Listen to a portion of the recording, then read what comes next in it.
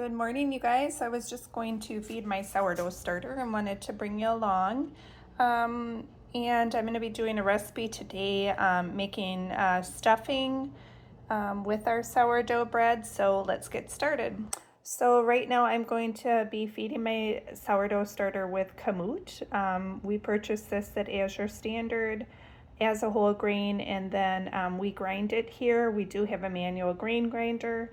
I'm wanting to get an electric one, but right now we're working pretty good with the NutriBullet and the special attachment we have for grinding grain. But I'm going to add a 1/4 cup of my kamut flour and a 1/4 cup of water from the Berkey. Okay, and my sourdough starter is so nice and bubbly. I'm loving it. I put this little cozy on there to kind of keep it warm because it was getting a bit chilly here. But I'm going to add the kamut. And you can notice the kamut flour is, a different color. And to me, it's nuttier. So we like it. The protein count is definitely pretty high, so it makes some pretty awesome bread. Okay, we'll get our 1/4 water. And here we go.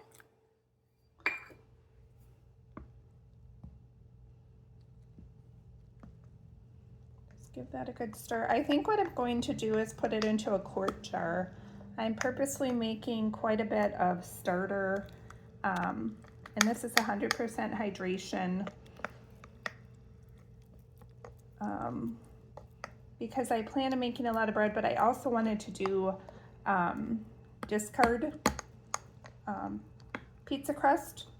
So I'll be doing that, and then also I'm really falling in love with my easy pizza crust with the yogurt. Okay, so I'm just going to put this into a larger container and I'll just let it drip down, and I think it'll take a little bit of time. Okay, let's get ready to do our stuffing recipe. Now, Roger and I are pretty picky about stuffing as far as just the bread cubes. I don't want to buy the Pepperidge Farm bread cubes, and there's nothing wrong with them. I just thought, you know what, I have the ability to make sourdough bread, so I'm doing that. And so basically this is just, it's a couple-day-old loaf, and just cut into cubes. So I'm gonna put that into our big bowl. And then I have some onion. Okay, and I'm just gonna be using the Vidalia Chop Wizard to dice the onion. I have my super small dice insert in there. There is a larger one that I'll use a lot of times for carrots, but this time I want the dice to be pretty small. So we're going to use that for the onion. And I've got my onion sliced, and all I have to do is, let me turn it so you guys can see here, is press this down. And sometimes you got to give it a bit of a, press there. A little love tap, as I say. And we'll keep going with this. And I also have the celery, so I'll grab that too. Okay, you guys, I'm back, and I'm just looking at this bread again, and I feel like so much of the time with sourdough, people are like, oh, it takes so long, and it's so difficult and everything, and it's really not. But I feel like bread is such a staple and a mainstay in our house that I can't help think about like what Jesus said in the Word, about, He's the bread of life, and that, we have a need for physical bread, but we also have a need for like spiritual bread, His Word, His Spirit. And so I just felt led to, just say that. But we're going to get back to cooking. And I have the onions all chopped here. So I'm going to take those, and I basically want to have about the same amount that I have of celery. So I'll show you the celery. Okay, here's the celery. And I don't know if you've seen those glass containers that they have at Costco. So I had that much celery. I had that whole sandwich glass container filled up. This is the size I'm talking about right here. And I'm just going to continue doing the celery first, just so I can make sure I have about the same amount of celery and onion is what I usually work with. This isn't a recipe per se, but I like to kind of each year I do something a little different. And, you know, I don't know, some years you'll want to add cranberries or different things to it. And my sister is the stuffing queen. So she usually makes the stuffing, but she's not this year. So I'm gonna just try this for our side of the family. And to me, you know, besides family getting together, the stuffing is my favorite. I'm not, you know, I could sometimes feel like I care less about the turkey, but I want the stuffing. So finish the celery here, and I'll get the onion in. Oh, okay, and judging by this much onion here, I think I'm gonna get a little bit more diced up. Oh, okay, you guys, I think I have enough onion now, and I'm going to add that, but I thought you guys might want to know, like, why am I making stuffing at this, you know, early time in the year? I mean, today's only, what, the day after the election, November 6th, but we are having a Thanksgiving early this Saturday, and so that's why I'm doing it. So I love stuffing, we all love stuffing, and I just have so much, you know, an excess of sourdough bread. So, okay, let's get the onion added. Oh, okay, so now we've got to recap, the onions, the celery, and the stuffing bread cubes, sourdough bread cubes in there, and I'm going to get some of my canned butter. We're running low on stick butter, and I want to kind of save that for this weekend. We try to buy just about a pound per week. And so we're going to save that for Saturday. But if you guys have never canned butter, it's something to really think about. This was a recipe I got from Homestead Heart. I love her channel. And she was canning butter. And I thought, you know what, with the price of butter and then the excess that I had in the time in the freezer, I just decided, you know what, I'm going to melt this down. I'm going to can this. And you pressure can it. In the shelf life, and of course it's one of those rebel canning methods, but the shelf life is 5 years. So, you know, you do you, and I have some to use up, so I'm going to go ahead and do this. While I'm waiting for the butter to melt, I am going to pop over here by the kimchi, and I'm so excited. Tomorrow's the day that we get to try this. It's fermenting, and so every day I've been like pushing down the bubbles. But it is just, oh my gosh, I think it's going to be so delicious. So we're looking forward to that tomorrow. And if you want the recipe, I think I put it in the video that we did before, but it's Joshua Weissman, Weissman, maybe another N, but a really good recipe. Oh, okay, so we've got our melted butter, and I'm pouring in about 1/3 of a quart of melted canned butter. And then I'm going to go ahead and get my seasonings. Now this canned butter, it's different than ghee, right? It's not where I've separated the milk solids. There are some milk solids in there. But I'll tell you what, when you've tried canned butter, it's like hard to go back to regular butter because it has like a nuttiness, and it's so good because it's cooked, right? You know, it's kind of been in the pressure cooker for quite a while, so it takes on a different flavor, but I really recommend it. Okay, and next we have some applesauce. I talked with my mom this morning. She's like, you know, Carrie always puts applesauce in her stuffing, and so I thought, you know what, I have this applesauce that we canned. I don't know if you guys saw the video, but it used a lot of spices, and we had all these apples that we needed to work through, and we used the food mill and everything, and so it kind of separated the peel and the seeds and all that. But I'm going to go ahead and add this, and then I'm going to get my bone broth and, yeah, the spices I told you about. Oh, I wish you guys could smell this applesauce. It's almost like apple butter. To me, it's like, you can definitely smell the clove, cinnamon I put in there, might have done nutmeg or mace, but it just smells amazing. I mean, don't get me wrong, I'm just putting this into a bigger bowl. I'm not trying to toot my own horn with the apple sauce here, but it's like, man, when the Lord made spices, it's like, they're amazing and they're so good for us. And I think, you know, they have so many benefits. And they can just like preserve things too. I think that's always cool to think about. Okay, so I moved to my big stainless bowl here, but I'm going to go ahead and I'm going to add the applesauce. Okay, and I had a little over, I think, half of a quart of applesauce. Again, I'm not measuring here, I'm just measuring with my heart. Okay, now I'm going to get the chicken bone broth that I'm going to add to the stuffing, but I wanted to share with you this book that we used when we made the chicken bone broth. The whole movement per se started by Sally Fallon, and she has a book called Nourishing Traditions. I've got 3 of her books, actually Sally Fallon Morel. Sally Fallon Morel.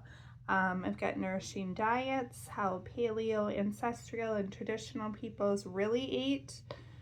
And then the main one, Nourishing Traditions, the cookbook that challenges politically correct nutrition and the diet dictocrats. So all the things that they're telling us that are not healthy, that are truly healthy for us, like butter, you know, liver, all those things, beef, all those things are super healthy for us and have a lot of nutrition. This one's called Nourishing Broth, an old-fashioned remedy for a modern world, for the modern world. So yeah, this is a cookbook that can help you treat symptoms of autoimmune disorders, infectious diseases, digestive problems, other chronic ailments. So, okay, I'm off my soapbox and I'm back here in the kitchen, my therapy place. And I've got the stuffing in the bowl here, and I've got our chicken bone broth that we canned. So this is my second last jar. I'm gonna have to figure out when to make more, but we're gonna add this, I think, entire quart, and we'll see how that works. I don't know if you guys have seen in our other videos, I have this really cool gadget. You can get these at forjars.com, forjars.com. This one, it was cheaper to get with Best Mom Ever. I'm a stepmom, so I got a little chuckle out of that. Well, and a dog mom. But anyway, it makes it super easy to take your lids off, and then you can reuse your lids. So you just get this little middle part here underneath your lid, and see how well that works. It just comes right off and it doesn't like bend the lid or anything. Okay, we're gonna get this in. Okay, we'll pour this in. I'm just doing it through a strainer just because I don't like all the solids that are sometimes in there. Okay, so we're gonna stir this all together, and then I am going to get the spices we are going to use. Okay, and since I just splashed myself over my entire dress, I'm going to get my apron, which I should have had on to begin with. I don't know if you guys saw this apron that I had made. It's a farmhouse apron, and Rosemary Perrin made it for me. So if you're interested, I'll try to remember to leave her information in there. But it's got 2 sides, and I picked out the colors for it. I just love it. Okay, and I've got some Redmond real salt here that I'm going to add. This has a lot of minerals in it. It's just different than your regular salt, which has like a lot of anti-caking agents in it that they don't tell you that, you know, that's not the healthiest for you. But I really like the Redmond real salt. Okay, so we're just going to salt and pepper. Start with that, and I'll get some pepper. And I'm out of pepper, so I'm going to use my my spice grinder that has the peppercorns in it. Okay, and then I have some Chinese 5 spice I'm going to add. Got one of our other recipes we're going to be working on here to can up some. We love this style of barbecue sauce, the Kansas City style. So we'll be working on that in a future video. But just putting some Chinese 5 spice, and then I think a little rosemary. We'll see how this all works together. I'm pretty generous with my spices. Okay, and I'm going to put a little bit of thyme in here. We grew a lot of thyme, and so we wound up drying that and putting that in the NutriBullet just to grind it down a little bit. And then I think the last thing I'm going to add is some sage. Okay, I've got my sous chef in the kitchen here, Roger. telling me to clean up my mess, and he's right, but kind of joking here that he said he's got to keep his eyes on me. Anyway, here's the sage, and I put it into the NutriBullet. I'm just going to grind it a little bit because we dried it, but I wanted a little bit finer than this. And here's the sage, so that's a better texture, I think, and so we'll get some of that in there. I'm not going to overdo it here with the sage, but we'll get that mixed up. And okay, you guys, I've got a couple of glass dishes over here that I'm going to be working with putting the stuffing in. And I think basically in order to grease the pans or the glass dishes, I'm going to use some of the lard that we have that we've just saved from baking grease. And then I'll use that to coat the pans. Okay, that worked beautifully. Remember to save your bacon grease. I keep mine in the fridge, or you can keep it in the freezer if you've got a bit of it. Okay, color-wise, I realize this doesn't look the greatest, but I don't want to put carrots in here. So I think what I'm going to do is just get this into the pan, and it is going to taste delicious. I mean, how can you go wrong with butter, spices, bread, you know, onions, you know, need I say more? It's going to be wonderful. I remember when my mom would make stuffing, or even my sister's recipe, she would make the frozen bread dough rolls, and my cousin Sophie, my second cousin Sophie, loves those rolls, as do many people in the family. But anyway, she would just, you know, make the frozen bread dough rolls from, I think it was Rhodes. Yeah, Rhodes, I think it is. But she would get those, and then, you know, before they were, each long roll of dough was thawed out. I think you got like 5 in a package, and then you would cut each log, so to speak, into 7. And so you would get a total of 35 rolls from that frozen bread dough package. And then we would just tear those up or cut those up to make the stuffing. So it was super easy. So that is just another option. If you do not want to make the sourdough, you can just go ahead and buy frozen bread dough. Use any kind of bread that you want. But I think I could fit the rest of this in this dish, but I think I'm going to make a special little side dish for my mom and dad. Oh, okay, so I'm just going to use this Pampered Chef cranberry colored round stoneware one to put theirs in, and I'm going to grease that really well with the lard.